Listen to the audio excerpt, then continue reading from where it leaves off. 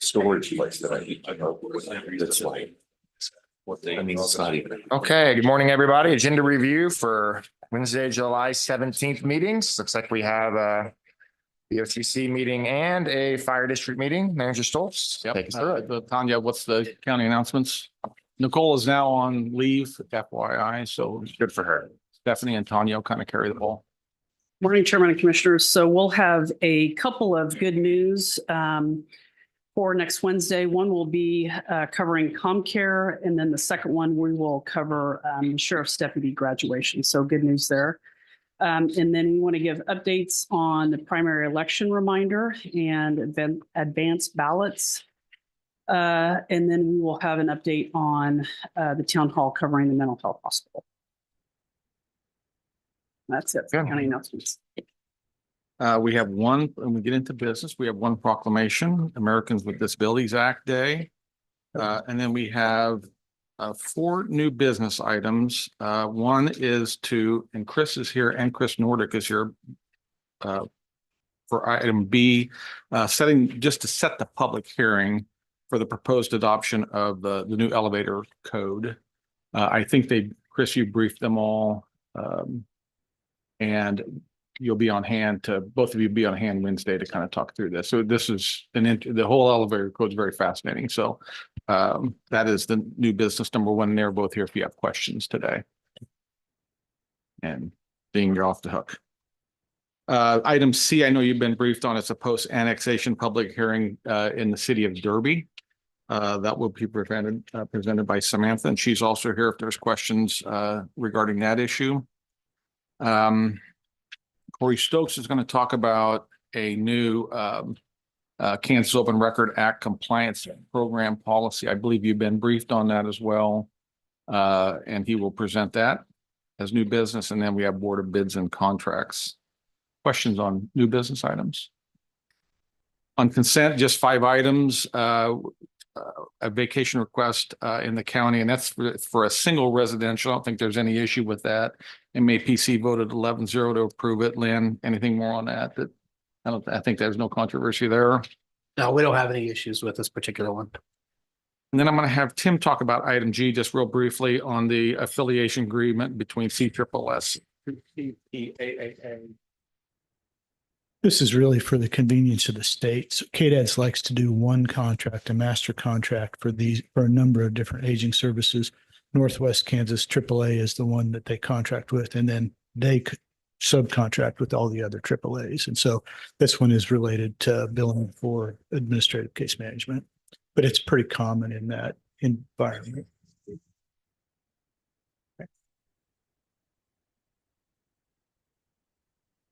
Item H is a consideration of a KDAD's mobile crisis response and expansion grant. Tim and I talked about this offline before the meeting. This is a very interesting topic as well. I would like to staff it next Tuesday and talk not only about this grant, but talk about just all the other landscape of mobile crisis. There's a lot of moving pieces on that right now. We have an ICT 1, an ICT 2 through 5. ComCare crisis runs mobile crisis. Mobile crisis is a big thing right now. So I think we'd like to globally talk about that in the staff meeting next week. Great idea. Joan and Tim that will present That's that. good. So this will stay on consent. It's just one small facet of a bigger discussion. But One question on all this mobile. We've talked about before not using POVs to use government vehicles. Is every one of these now using government vehicles? that's a good question for next Tuesday, but I'll let Tim answer it if he can today. In almost every instance now, we've been able to add a couple with some state funding. We've been able to add a couple of additional vehicles. And so in almost every instance, there is. For this grant, it will be a government vehicle. This is tied to funding, staffing. This pays for staffing, but yeah, those staff would go out in a ComCare vehicle. Okay. I just think we put to a terrible liability if we put them out in POVs. Thank you. Item I, Chris is here, and I think Rusty can talk to this as well. This is an ongoing discussion we're having with the city of Andover to provide some code services to them. We provide code services to a lot of class 2 and 3 cities in Sedgwick County, of course, Andover's in Butler. But we also have provided services in Sumner County at the casino and other areas. So if I'm understanding, Chris, and have you briefed them on this or? Mainly just via email. Yeah, okay. And this is just a stopgap, right? You might catch a microphone.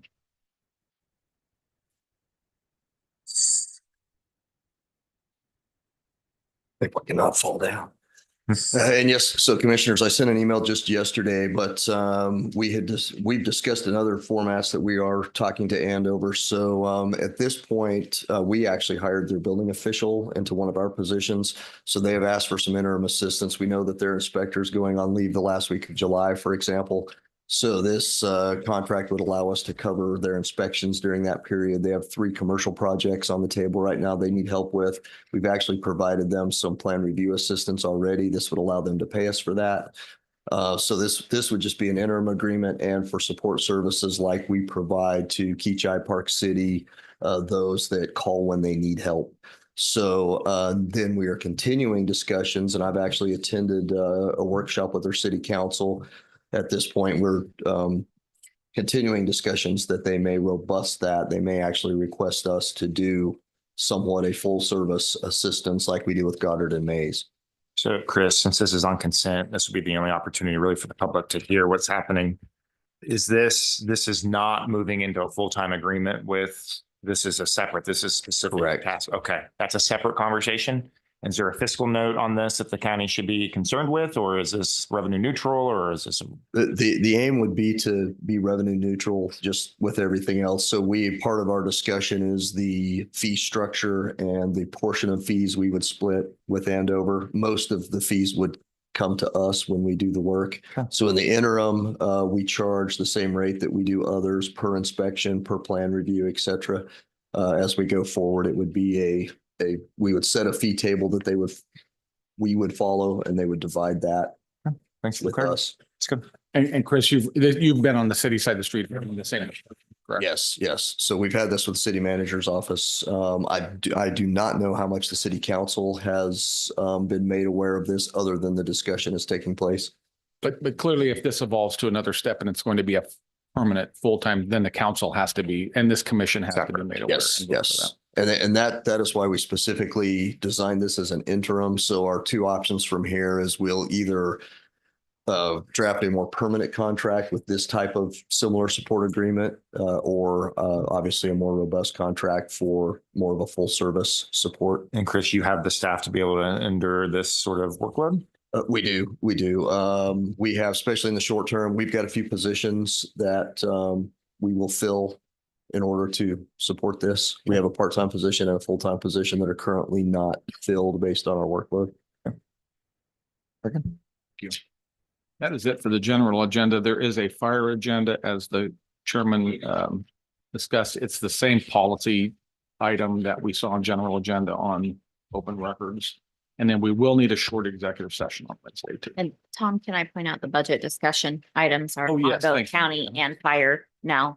So we would just ask if you're going to have specific questions, if you could let us know ahead of time so we can look smart when we're close to the podium. Otherwise, if it's just general discussion, I mean, obviously we'll be available to take information down and do research, but Yeah. So that's right after consent, that line items, the budget discussion. And what did we do last year, Lindsay? Can you just remind us? It was at 5 o'clock by Tuesday. If you can get something submitted that gives you enough time to at least not be caught off guard. Is that what? I mean, I think if it's, yes, that would be wonderful. If it's not complex, the more complex the question, the earlier you can let us know, the better, so we can be prepared. I know we will have one for Commissioner Dennis, we're prepared, but one thing that is different from this year compared to last year's, we actually now have it on the fire agenda as well. There's a separate one for budget. So just be aware that we'll have those separate times for conversation. And I think this early, what you could see as an item may be brought up on a Wednesday that will maybe carried over to the next Wednesday. We'll have some time to do that and we'll discuss that. And then I think, and let me finish the thought here. I think the goal is we would have this discussion in these open meetings. We will track all of those discussions. We will put them into resolution form, and on the day of adoption, we will bring all of those back for a vote for all of you. Is that the plan? It would be through motions. Yes, not necessarily a resolution, but we would have motions prepared if the commission wanted. But we would do that forward. on adoption day, not before. Correct. None of the purpose of these discussions, it's not even an actual structured agenda item with a recommended action or anything. It is literally just to talk so that we can codify what the thoughts are from the commission. We will use that to prepare a motion. And then each commissioner, as we have in the past, will have their own page of motions on the day of budget adoption, so that if a commissioner chooses to make that motion, they can. And then that will amend the recommended budget. At this point, we already have a last update for both Sedgwick and Fire District 1, so we can't increase it. So any changes would either be within the budget. So maybe, let's say you wanted to increase funding to something, we would go to a contingency and we would move the budget authority from the contingency to a specific department, or vice versa. If you tell us you want to make reductions, we will go in and have motions prepared and have a bottom line separate budgeted resolution for you to adopt with a lower expenditure amount or a lower levy or whatever you want to do. Just to be clear, though, those types of motions would not be offered amongst commissioners until we're doing budget adoption on the 21st. That would be my intent unless the commission directed otherwise. Okay, so again, you know, I know we're all different personalities, different opinions on budget, so I may not have a question, but I may want to offer an amendment on adoption day. I can disclose that at any time if I want to. I don't have to disclose it beforehand. It might be a courtesy or appreciated to know that ahead of time. But if I don't have a question, as long as I have all the things I need to develop a motion for adoption day, why do I need to bring that up necessarily ahead of time? Well, I'll speak for myself. If I'm going to vote on any motion, I'd like to have some time to think about if it's going into the budget. So I think I think you hit the on the head. I think it's more of a courtesy to the colleagues that we can at least have a discussion so that I can have an idea of what I'm voting on and vet it out. For me personally, I thought last year was helpful. Open to considerations, obviously, but it was helpful for me to be able to give a yay vote if I had some time to really think on it. I guess it depends on if I want to have 4 weeks of getting beat up or 1 week of getting beat up. Sure. You know, again, by putting all that out there early, it does create opportunities for defenses to rise up, emotions to get in play. There's a lot of reasons why maybe it's not desirable to put out all the ideas on day one. I mean, for example, a lot of our agencies wanted to know what the manager's budget was going to include, but we didn't tell them until we released it. I think for a reason. I think we had to release it when we did, but we didn't necessarily put out, you know, months ago necessarily everything that we were contemplating about doing on that budget at that point. And the reasons for that. At the end of the day, I mean, for example, I know Dave's not going to like this. Say I want to make a motion, just put $200,000 and move it from the Northwest Expressway to Park 95. We're going to sit there. We're going to debate that for 5 weeks. We want to have that fight every week. I want to make a motion on senior centers, which I did last year, by the way. Didn't pass. But I made a motion on senior centers last year. We want to sit there and have that fight for 30 minutes every week for 5 weeks. We can do that too. You all know what's coming. I'm going to be talking about these things. I got more. We talked about stream maintenance, public works, ComCare. I got all kinds of ideas. So I can bring up all those ideas every week. We can sit there and debate this for every week. We can do it. We're going to have 5 weeks worth of uncomfortable conflict on the 6th floor. We can do that. I don't know that any of these ideas are going to pass. I don't mind talking to you all individually or personally, working with staff to develop motions, but to sit there and have a public discussion every single week about what I might offer or what I might not offer on the 21st is an idea for changing the budget. I'm not sure that that's necessarily something I really want to do. Understand. And again, it's a courtesy. If you want to have a conversation between us, say, what are you thinking? I don't mind necessarily talking about some of those things to whoever would ask, but I'm not so sure they necessarily want to, tell everybody in the world, 5 weeks of finding reasons to talk me out of whatever I might offer as an amendment. Well, I would just say in contrast that I think it's a healthy conversation. And if you really analyze the effectiveness of your emotions the last 12 years on adoption day, this might be a more effective measure to bring your colleagues in to try to get to 3 votes. But I just feel more comfortable voting on something as a yay when I've had time to digest it and look at the fiscal note. But I think it's an effective process. I think it's a helpful process. I'm also happy to engage in conversations one-on-one as we can, because I think that's helpful too. But I think this part of it is a courtesy, but the other part of it is the effectiveness of trying to get something to a yay vote. So I have several ideas. All due respect, my friend, my chairman, I've done it both ways. I've done it every way you can imagine. it doesn't seem to make a difference if we disagree on the issue. Fundamentally disagree on the issue. It's not going to change necessarily the success or failure of the item. We just disagree on what we should do with budget, and that's okay. We don't have to agree. I don't mind being in the minority. I'm in the minority all the time, seems like. That's fine. I don't think it's going to make any difference necessarily how I do this. But you know what that's going to mean, though? If I have 10 things I want to work on and things I want to change in this budget, and I don't get any movement from anybody whatsoever, which is what typically happens, you know where I'm going to be on this budget this year. No offense to anybody. I love y'all, but I'll be voting no.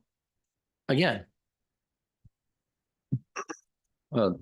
My concern is one of the things that Commissioner Howe said is that he can talk to us one-on-one. Well, you can only talk to one other commissioner, or suddenly we have an open meetings violation. So that doesn't work. We have to be able to speak where that all 5 of us can hear the discussion at one time and make an informed decision. If we don't know what the subject is and we don't know the details behind it, I cannot make an informed decision on the day that we're going to adopt the budget.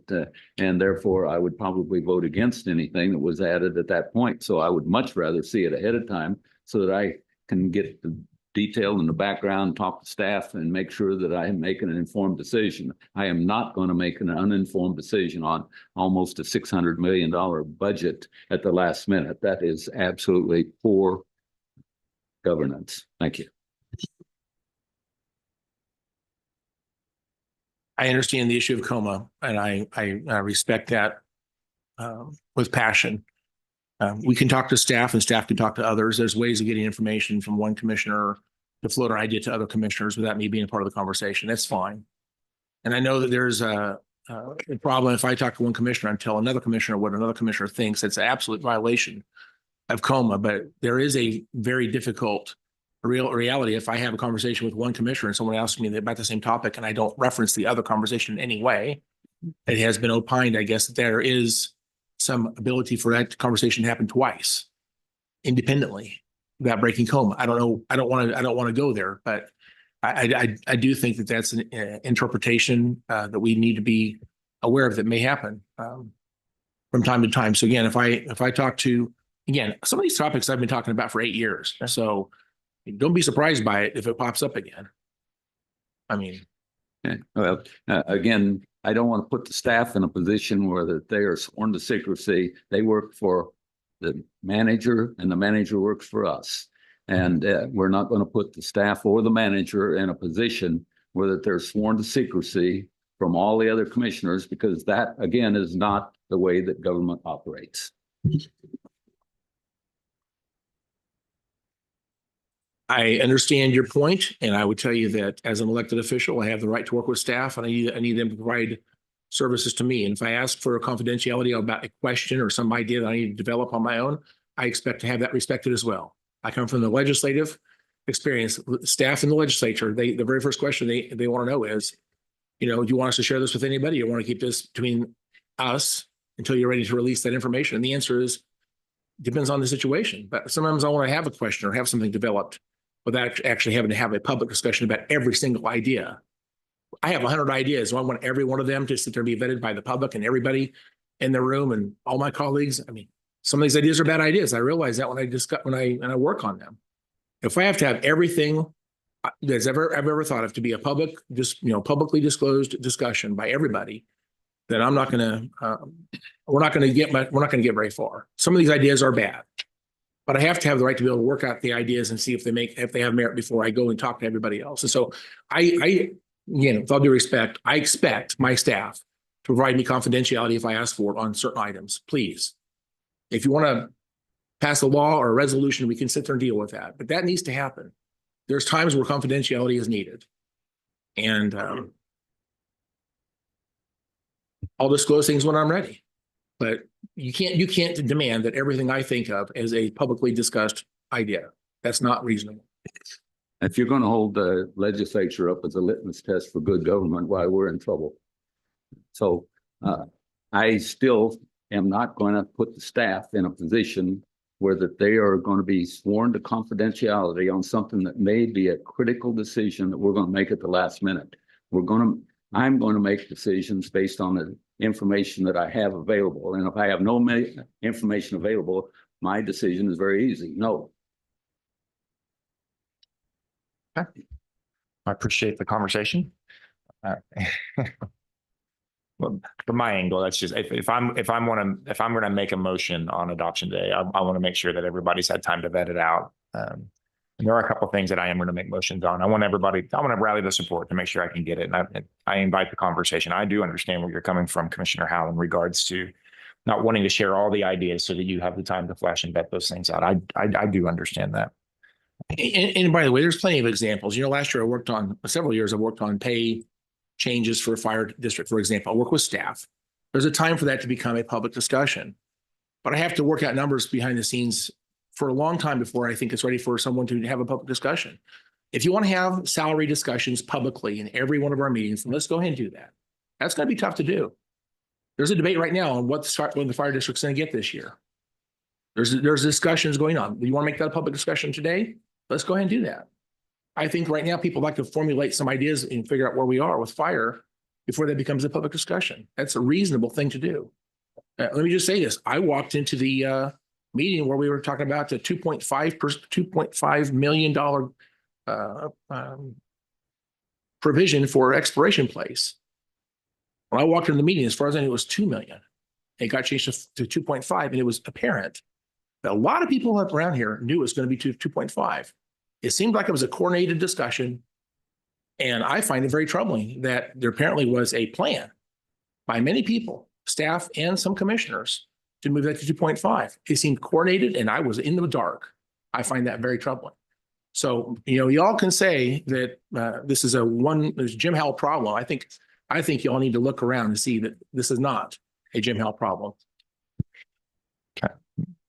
Well, to be clear, hold on one second.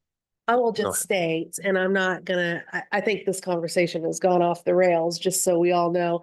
It's respectful to give your colleagues time to process. We're talking about hundreds of millions of dollars. It was disrespectful what you just said and how you said it, because you're inaccurate. We've had that conversation plenty of times. Other people have said it too. But thank you for your opinion.